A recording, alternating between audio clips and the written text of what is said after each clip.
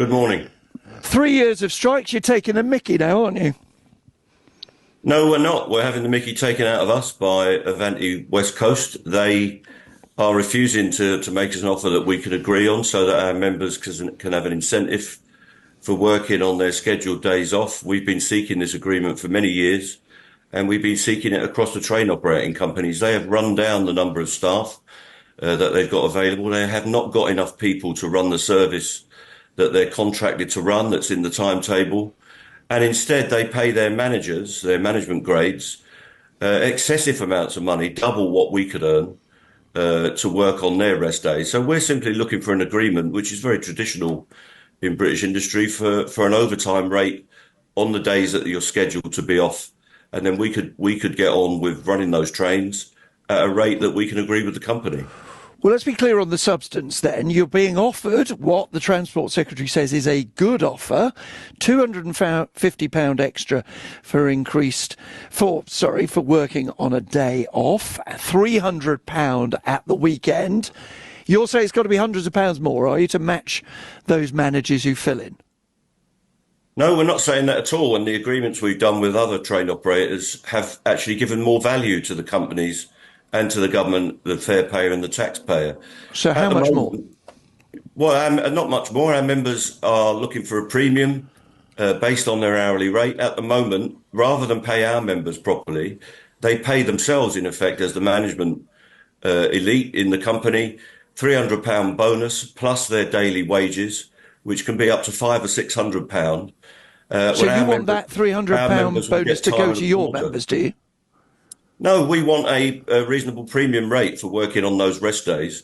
And in fact, if I'm trying to work out what that is, Mr. Lynch. Obviously, you don't want to negotiate on air, but if it's not £300 at the weekend extra, how much more? Are you talking hundreds more, tens more? No, we're talking a reasonable rate. We have asked them to come to a rate that's based on our members' earnings, not on what they're paying the managers.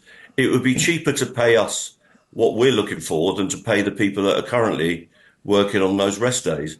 So we can create a reasonable deal very quickly based on what our members earn, and that would be a permanent the Transport agreement. Secretary And we should called on you also when be she getting appeared the on the right amount programme. of people to work on the trains.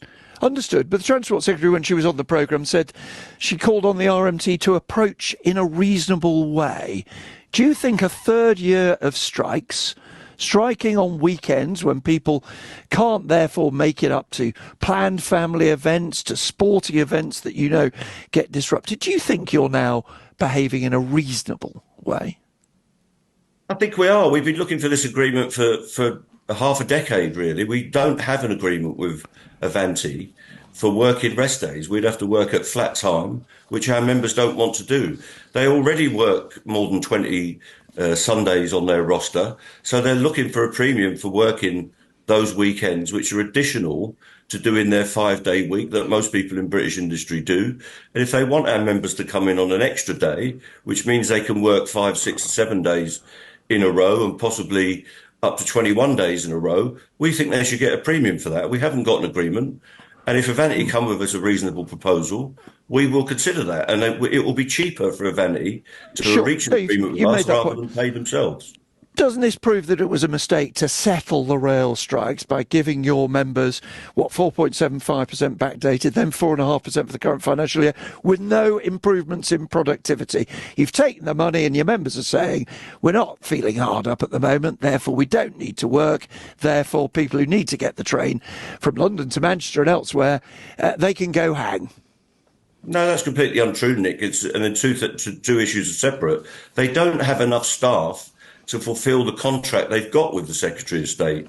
She should be telling them to get the right numbers of people trained up, and we wouldn't need these overtime agreements in the first place. They could just be a contingency.